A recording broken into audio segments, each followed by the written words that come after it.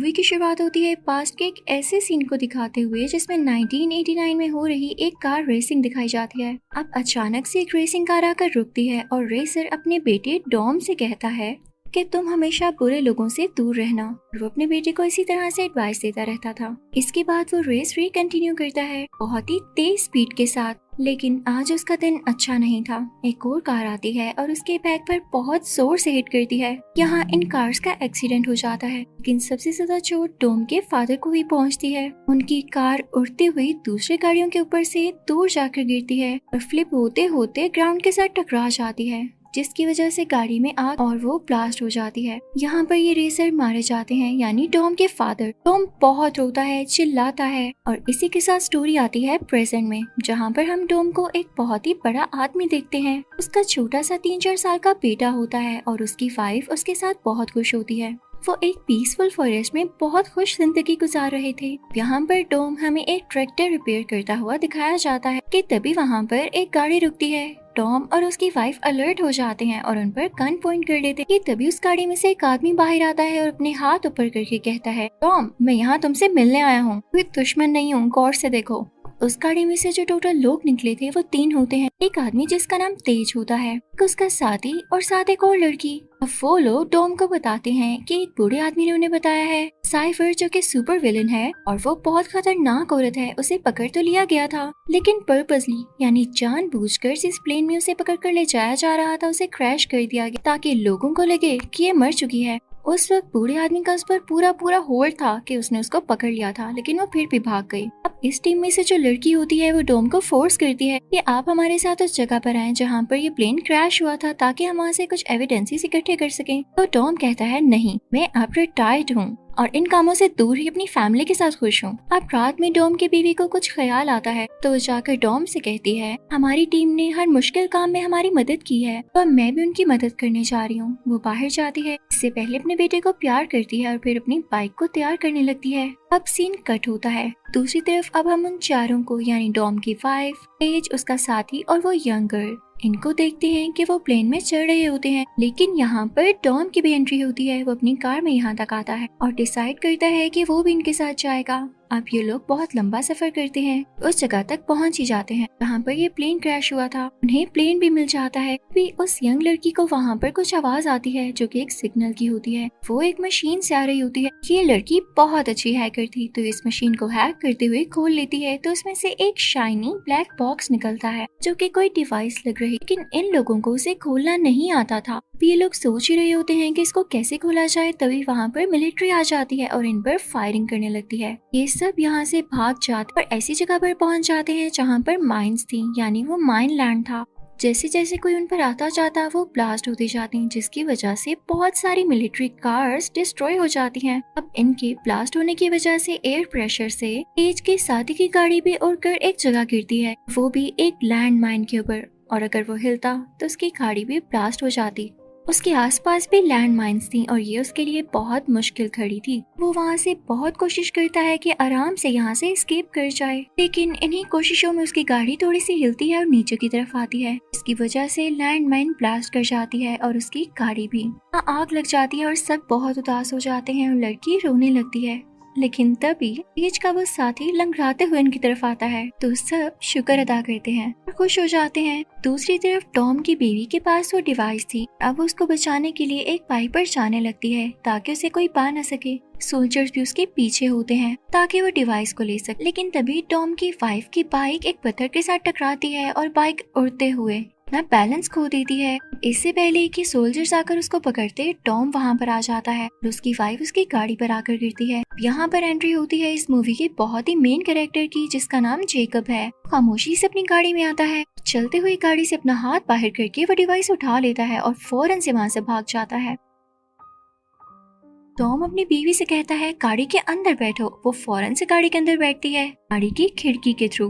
अब वो लोग जेकब को चेस करने लगते हैं। टॉम बहुत कोशिश करता है कि उसकी गाड़ी के आगे निकल जाए, लेकिन पीछे से मिलिट्री हेलीकॉप्टर्स, उनका अलग इशू था। वो लोग इन पर मिसाइल्स फेंकने लगते हैं, इनको शूट करने लगते हैं, लेकिन लकीली कोई भी मिसाइल इनको नहीं लग पाता। जेकब अपनी गाड़ी खाई में गिरा देता है बिना किसी डर के, क्योंकि वो डिवाइस किसी सूरत में इनको नहीं दे सकता था। पर उसे गिरने से पहले ही एक प्लेन आता है और अपनी मैग्नेटिक फील्ड ऑन करते हुए उसकी कार को अपने साथ स्टिक कर लेता है। अब मिलिट्री इन दोनों के पीछे होती है, इनकी कार्स पर ब्लास्ट करने लगती है, लेकिन अब टॉम भी अपनी गाड़ी को उस खाई में ले जाने लगता है। उसकी वाइफ उससे कहती है कि आगे ब्रिज नहीं है, लेकिन टॉम उसे ट्रस्ट करने का कहता है और खाई की तरफ गाड़ी ड्राइव कर लेता है। वहाँ पर एक छोटा सा पिलर होता है जिसके साथ रस्सी बंधी होती है। अब टॉम उसकी तरफ गाड़ी ड्राइव करता है और उस रस्सी से होते हुए गाड़ी उसी रस्सी के साथ अटैच हो जाती है और फ्लिप करते हुए दूसरे हिल तक पहुंच जाती है। वो ओल्ड मैन इनको अपने प्लेन से वहाँ से सबको बुला लेता है। यहाँ टॉम की वाइफ सबको बताती है कि जेकब कोई और नहीं बल्कि टॉम का ही भाई है।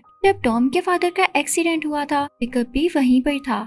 Everyone was saying कि उनकी डेथ जेकब की वजह से हुई थी। वहाँ पर टॉम को काफी गुस्सा आ जाता है और वो उसी आदमी के मुंह पर पंचेस मारने लगता है, लेकिन वो आदमी ज्यादा जख्मी हो जाता है तो टॉम को जेल हो जाती है। जब टॉम जेल में जाता है तो देखता है कि जेकब भी वहीं पर है, तो वो सोचता है कि हो सकता है वो आदमी सच कह रहा हो, तभी तो जेकब यहाँ पर आया। तो वो जेकब से कोई बात नहीं करता। अब सीन आता है प्रेजेंट की तरफ, जब जेकब साइफर को वो डिवाइस देते हुए कहता है इसका दूसरा पार्ट खोया हुआ है। अब साइफर उसे बताती है इसका दूसरा पार्ट लंदन में है और तुम्हें वहीं पर जाना होगा। अब नेक्स्ट सीन में हम एक सी को देखते हैं और उसके अंडरग्राउंड टनल में टॉम और उसके साथियों की सीक्रेट प्लेस होती है जो कि उन्हें ओल्ड मैन नहीं दी थी। यहाँ पर वो यंग लड़की अपने मिशन के बारे में बताने लगती है कि इन्हें डिवाइस का दूसरा हिस्सा ढूंढना है। पता है वो डिवाइस क्या कर सकती है? वो स्पेस में सारी सैटेलाइट्स को कंट्रोल कर सकती है, इवन किसी भी इलेक्ट्रॉनिक डिवाइस को, और ये किसी भी चीज को डिस्ट्रॉय भी कर सकती है। हमने इसे 2 हिस्सों में बनाया था। जेकब के पास एक हिस्सा है और वो दूसरा हिस्सा लेने लंदन जरूर जाएगा, लेकिन उससे पहले हमें वहाँ जाना होगा। तभी उन्हें ये भी पता चलता है कि ओल्ड मैन का जो राइट हैंड था यानी उसका साथी वो मर चुका है, लेकिन उन्हें इस बात पर यकीन नहीं आता कि वो तो इतना स्ट्रॉन्ग और फिट था।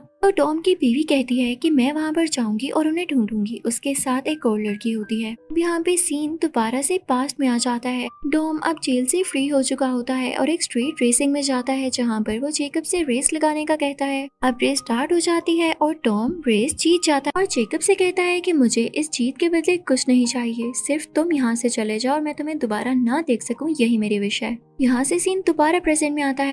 टॉम किसी से जेकब के ड्रेस के बारे में पूछ रहा होता है और दूसरी तरफ टॉम की बीवी बूढ़े आदमी के साथी को ढूंढने जाती है। वो लोग एक घर में जाते हैं। कुछ लोग उन्हें मारने की कोशिश करते हैं, उन लड़कियों को धक्का देते थे तो उनकी टक्कर वहाँ टीवी से होती है। वो लड़कियां भी उन्हें पुश बैक करती हैं, लेकिन तभी दूर खड़ा एक आदमी उनको शूट कर देता है जो लोग उन लड़कियों को सता रहे थे। और पता है ये कौन होता है? ये वही आदमी होता है, उसी ओल्ड मैन का साथी जिसे ढूंढने ये लोग यहाँ पर आए थे। ये तीनों इस आदमी को देख के बहुत खुश हो जाती हैं और उसे गले से लगा लेती हैं। हमें लंदन सिटी का सीन दिखाया जाता है। तेज और वो यंग लड़की वहाँ पर उस डिवाइस के सेकंड पार्ट को ढूंढने के लिए गए होते हैं। टॉम भी वहाँ गाड़ी में आता है और उसे पता चलता है कि जेकब ने ऑलरेडी उस डिवाइस के सेकंड पार्ट को ले लिया है। जेकब जो कि एक वायर के साथ लटक कर वहाँ से भाग रहा होता है। टॉम भी बिल्डिंग्स पर से जंप करता हुआ आता है और उसे पकड़ लेता है। वो दोनों शीशे के साथ लगते हैं और शीशा टूट जाता है तो वो बिल्डिंग के अंदर आके गिरते हैं। वो एक बेड पर होते हैं और अब टॉम जेकब के ऊपर आकर उसे पंचेस मारता है। उसके फेस को बहुत बुरी तरह से हर्ट करता है, लेकिन जेकब खुद को बचाते हुए वहाँ खिड़की से बाहर जंप लगा देता है। अब एक ट्रक के अंदर गिरता है, लेकिन वहीं से वो अपनी गाड़ी के अंदर बैठता है। बहुत तेजी से ड्राइव करने लगता है, लेकिन टॉम भी उसके पीछे ही होता है जो कि अब ट्रक की फ्रंट सीट पर बैठ चुका था, क्योंकि उसकी साथी यानी वही यंग लड़की इस ट्रक को ड्राइव कर रही होती है। अब वो कार को चेस करने लगते हैं।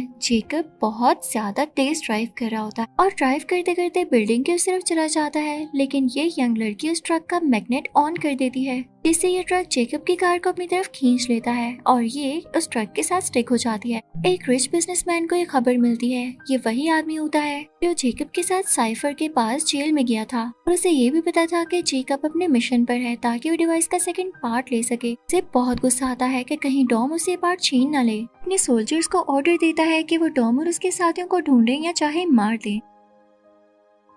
दूसरी तरफ हमें उन लेडीज को दिखाया जाता है जो उस बूढ़े आदमी के साथी को वापस लेकर आ चुकी होती हैं। जापानीज लड़की भी उनके साथ होती है। यहाँ पर वो रोने लगती है और इनको बताती है कि उसके पेरेंट्स ने ही ये डिवाइस बनाई थी, वो इसे अपने डीएनए की हेल्प से खोल सकती है। इधर जेकब भी टनल में एक दीवार के पीछे कैद होता है जो कि ये सारी बातें सुन लेता है। तभी बिजनेसमैन और इसके आदमी अपने वेपन्स के साथ यहाँ पर आ जाते हैं और जेकब को और उसी जापानीज औरत को वहाँ से ले जाते हैं क्योंकि वो डिवाइस खोल सकती थी। लेकिन वही यंग लड़की यहाँ पे मैग्नेट फिर से ऑन कर देती है और उससे सारे वेपन्स अट्रैक्ट होकर उसके साथ चिपक जाते हैं। सोल्जर्स भी ग्राउंड पर गिर जाते हैं और वहाँ पर अब ब्लास्ट होने लगता है, जिससे टनल की दीवारें गिरने लगती हैं और उसमें काफी ज्यादा सोल्जर्स मारे जाते। लेकिन उनमें से कुछ सोल्जर्स ने टॉम को भी कैद कर लिया था और वो उसे पानी में फेंक देते हैं। उसकी वाइफ ये देख के चिल्लाने लगती है।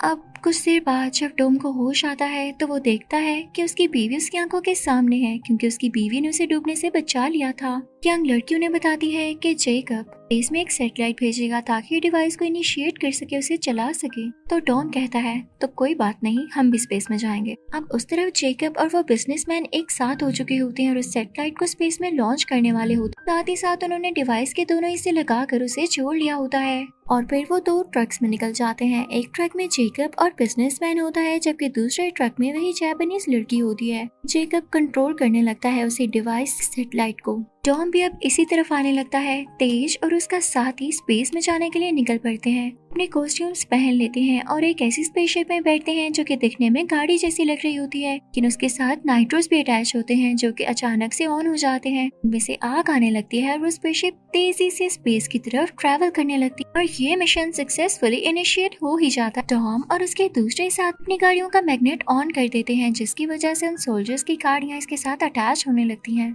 ट्रक में बिजनेसमैन जेकब से कहता है कि क्या तुम छत पर जा सकते हो, एंटीना हिल गया है और मैं कनेक्ट नहीं कर पा रहा। तो जेकब अब उस बस की छत पे यानी उस ट्रक की छत पे उस एंटीना को ठीक करने जाता, तभी एक हैवी सा आदमी उसके पास आता है जो कि उसे मारने के लिए वहाँ आया था। तो जेकब बिजनेसमैन से कहता है ये क्यों आया है और मेरी तरफ क्यों बढ़ रहा है। तो बिजनेसमैन उसे कहता है जेकब समझा करो, साइफर अब मेरे साथ है और जब वो मेरे साथ है तो मुझे तुम्हारी क्या जरूरत है, इस वजह से बाय बाय जेकब। अब जेकब और उस आदमी में फाइटिंग होने लगती है। वो आदमी उसे पुश करके बस की छत पे ही गिरा देता है। शोल्डर से एक दूसरे को नीचे गिराने की कोशिश कर रहे होते हैं कि उसने जेकब को ट्रक से नीचे धक्का दे दिया, लेकिन इससे पहले कि जेकब ट्रक से नीचे गिरकर इंजर्ड होता, डॉम वहाँ पर आ जाता है और ट्रक के साथ अपनी गाड़ी लगाकर जेकब को बचा लेता है। जेकब गाड़ी के अंदर जाता है और इस तरह से उसकी जान बच जाती है। फिर जेकब एक और गाड़ी लाता है और अब दोनों गाड़ियां ट्रक के आसपास होती हैं, यानी दोनों तरफ होती हैं। ट्रक आगे की तरफ टिल्ट होने लगता है